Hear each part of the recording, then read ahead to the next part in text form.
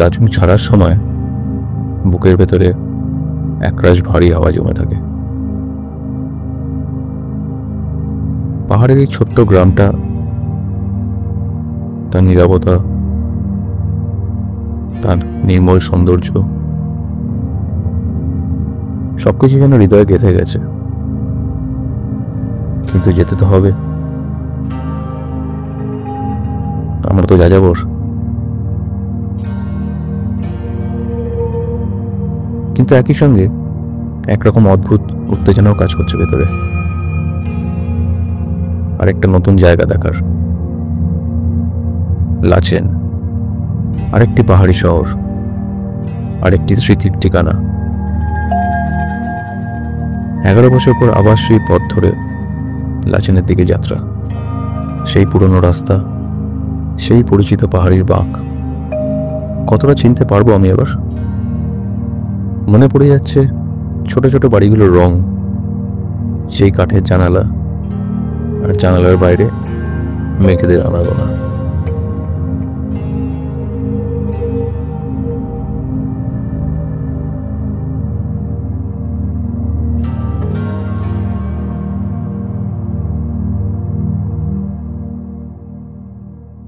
Good morning from Lachung.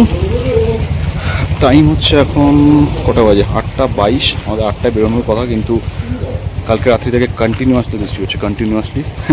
এবার জানি না কি অবস্থা থাকবে রাস্তা, কারণ এখানে বৃষ্টি হলেই চাপ হয়ে যায় রাস্তাঘাটে। আর যে রাস্তা দিয়ে আজকে আমরা লাচেন যাব, সেই রাস্তাটার অবস্থা এমনিতেই খারাপ। কিছুদিন আগে ওই রাস্তাটাই বন্ধ হয়েছিল, যেটার জন্য যারা টুরিস্টরা ছিল তাদেরকে ওই সোলামো হয়ে গুরুদম্বরের দিকে পাস করিয়েছিল। তো আজকে দেখি কীরকম কন্ডিশন থাকবে। আমরা ফুল গিয়ার্ড আপ, গাড়ি ফাড়ি রেডি। এই যে আমার গাড়ি লাগেজ মাউন্ট করা হয়ে গেছে, কোল্ড স্টার্ট করা হয়ে গেছে, সবারই হয়ে গেছে। জাস্ট কিছুক্ষণের মধ্যেই আমরা বেরোবো। আজকে সকালবেলা কাটাও যাওয়ার প্ল্যান ছিল, কিন্তু হলো না বিকজ অফ দ্য ওয়েদার। একবার ভেবেছিলাম যাবো, কিন্তু এইরকম ওয়েদারে করে লাভ নেই। তো আমরা এখান থেকে ডিরেক্টলি লাচেনই বেরিয়ে যাব। ডিস্টেন্স কম আজকে, কিন্তু রাস্তা খারাপ, তাই আজকে আর অন্যদিকে আমরা রিস্ক নিচ্ছি না। লাচেনে গিয়ে রেস্ট নেবো। কালকে ভোরবেলা আর্লি মর্নিং 4টে সাড়ে 4টে নাগাদ আমরা গুরুদম্বরের জন্য রেডি হবো। আর এখান থেকে ভিউটা, লাচুংয়ের ভিউ ইজ অসাম। মানে এখানে জায়গাটা দেখুন খালি।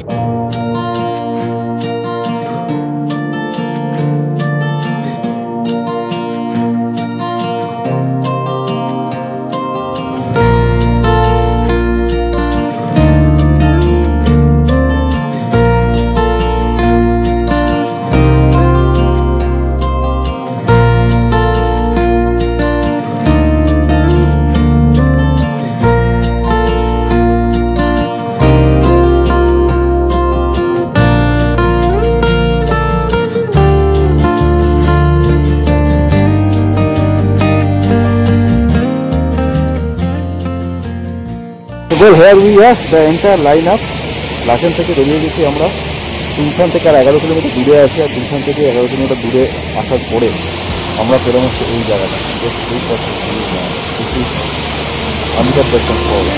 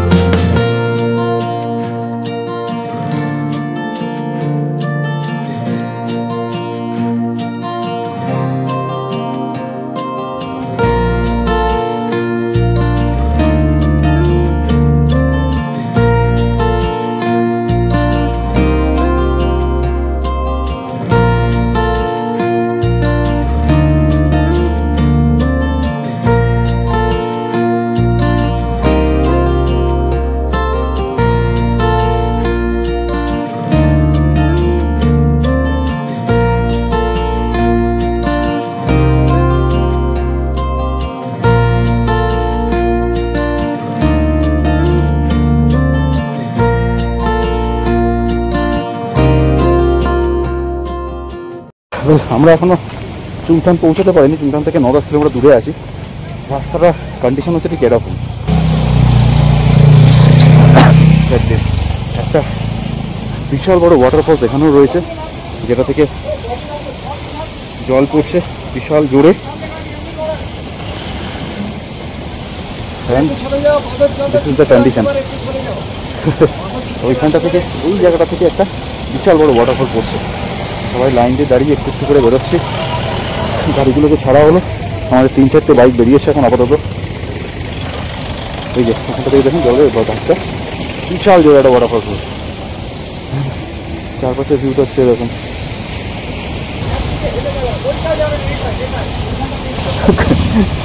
মারাত্মক কন্ডিশন এটা।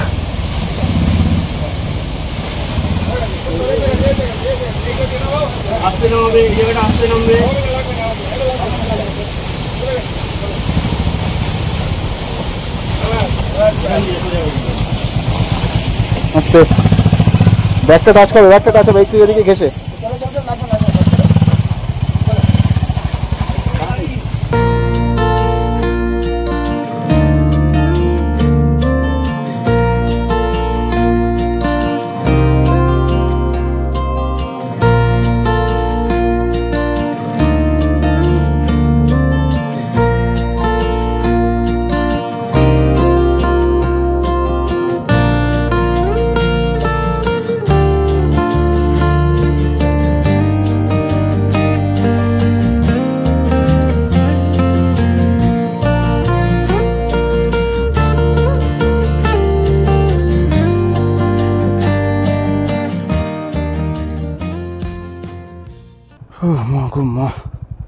কন্ডিশন দেখো রাস্তার, বাবারে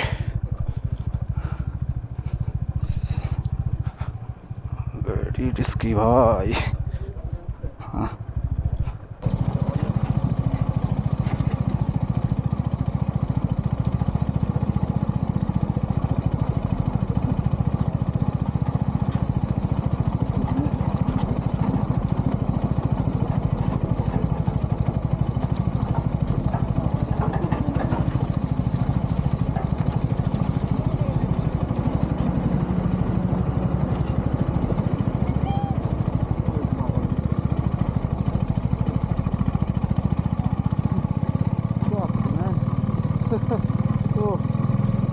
লাচেন থেকে আর কিছুটা দূরে আছি, খালি পৌঁছে গেছি। 2-3খানা খুব বাজে প্যাচ, তার মধ্যে ল্যান্ডস্লাইড এরিয়া, মানে বৃষ্টির জন্য আরও বেশি ল্যান্ডস্লাইড হচ্ছে।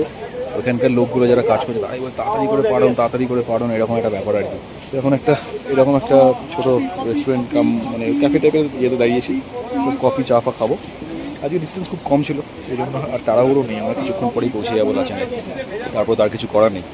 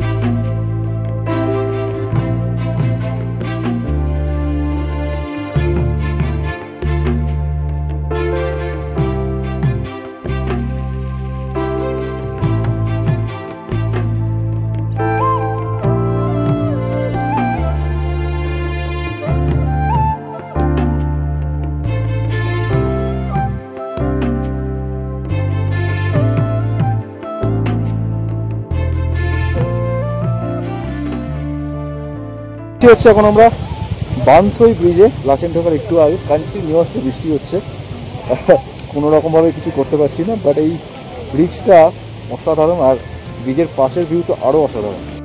আর এই হচ্ছে নিচে লাচেন রিভার, এই রিভারটার ওপর দিয়ে ব্রিজটা, বিশাল বড় একটা ব্রিজ। নদীটা অনেকটা নিচ দিয়ে গেছে, চারিদিকে ভিউটা দেখুন খালি, প্রত্যেকটা পাহাড়ের মাঝ বরাবর থেকে পুরো মেঘ জমে আছে।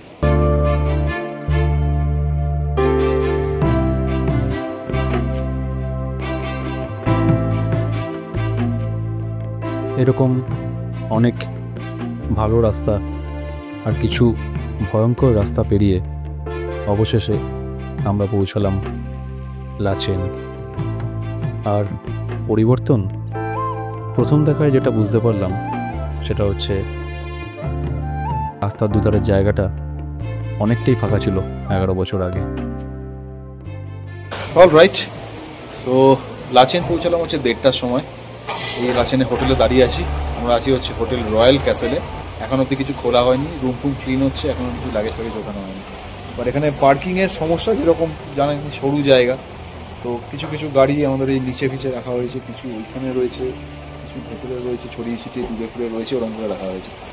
হ্যাঁ, বাট প্রথম এই জায়গাটাতে ঢুকেই যেটা আমার স্ট্রাইক করলো সেটা হচ্ছে যে ওই 11 বছর আগেকার লাচেন আর কি। আমি 11 বছর আগে এসেছিলাম, তখনকার লাচেনের সঙ্গে এখনকার লাচেনের আকাশ পাতাল তফাৎ। মানে এই যে রাস্তাটা দেখা যাচ্ছে, এই যে রাস্তাটা দেখা যাচ্ছে, সি লুকিং বিউটিফুল, একদম ফরেনের মতো লাগছে দেখতে। তো এই যে জায়গাটা আছে, এই রাস্তাটা মনে আছে আমার, এখানে হাতে গোনা বলে 2-3টে খালি হোটেল ছিল, এই পাশে একটা বোধহয় ছিল। এরকম পুরোনো কিছু বিল্ডিং, যেমন এইটা বিল্ডিং পুরোনো দেখে বোঝা যাচ্ছে, এটা হয়তো ছিল, বাকি কিছু ছিল না, 4-5টা পুরো ফাঁকা ছিল একদম, দেখেছিলাম আমি। তো এখন সেই লাচেনের সঙ্গে এখনকার লাচেনের সঙ্গে তখনকার লাচেনের কোনো মিলই নেই আর কি। এরপরে কালকে বুঝতে পারবো যে রাস্তাঘাটে কতটা তফাৎ হয়েছে। রাস্তাও তো প্রায় বাজেই ছিল, 90% রাস্তায় বাজে ছিল, এখন শুনছি তো সব ভালো হয়ে গেছে।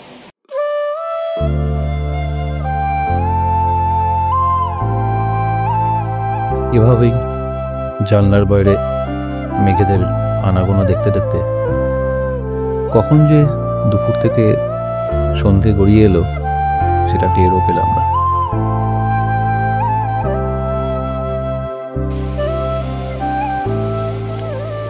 So this is the hotel we are staying in, hotel Royal castle.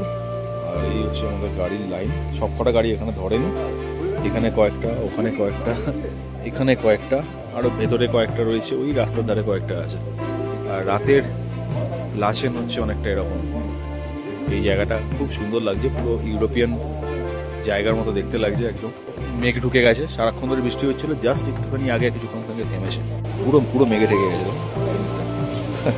অদ্ভুত এনভায়রনমেন্ট, ভালো ঠান্ডা আছে। চেক করে দেখলাম 11 ডিগ্রি দেখাচ্ছে, বাট ফিল লাইক 8-9 হবে হয়তো। ভাইবটা খুব সুন্দর এই জায়গাটা, সিরিয়াসলি। কালকে ভোর 4টে-5টে নাগাদ বেরোতে হবে। এবার আমরা যাবো হচ্ছে ডিনার করতে। ডিনারের রুটি, চিকেন ফিকেন করা আছে, আর সবজি ফবজি আছে, দেখবো। দুপুরবেলা লাঞ্চ করলাম আমরা, ভাত, একটু সবজি, ডাল, অমলেট দিয়েছিল, ভালোই, খারাপ না। আমি আর অনির্বাণ এখন আছি তনয়দার সাথে, আমাদের বিলভেড ব্লগার। কালকে আমরা যাবো গুরুদম্মার, মাঝখানে আমাদের কালাপাথর অলসো। কালকে আমাদের 12 ঘন্টা রাইড আছে, কিন্তু মাঝখানে এমন একটা 1.5 কিলোমিটার স্ট্রেচ আছে যেখানে আমাদের সবার হালুয়া টাইট হতে চলেছে। ওরকম দুটো স্টেজ অলরেডি পেয়েছি আমরা, পেরিয়ে এসেছি। এটা হচ্ছে লেভেল 5, আমরা লেভেল 4 অব্দি করে এসেছি, লেভেল 5-এ যাবো কালকে আমরা। তো দেখা যাক তার সঙ্গে see what happens today. Sorry, tomorrow. তার সঙ্গে Today we have been. Then let's see tomorrow. I was going to say. I was going to say something, but I can't say over here. But fine, it's fine. Today we faced many challenges, but tomorrow it's challenges. yes. Yeah, tomorrow we will be facing more challenges for Gurudongma. Let's see what happens. ও actually এখানকার নয়, তো বাংলা কথা বলতে পারে না। না বাংলায় কথা বলতেই পারে, ওটা he has been born and brought up in London. এভাবেই হাসি ঠাট্টা আর আনন্দের সঙ্গে আমাদের সেই দিনটা শেষ হলো, কিন্তু সঙ্গে রয়ে গেল পরের দিনের জার্নির একটা এক্সাইটমেন্ট, আর তার সঙ্গে কিছুটা ভয়, যেটা হতে চলেছে আমাদের মেন রাইড টু গুরুদম্মার।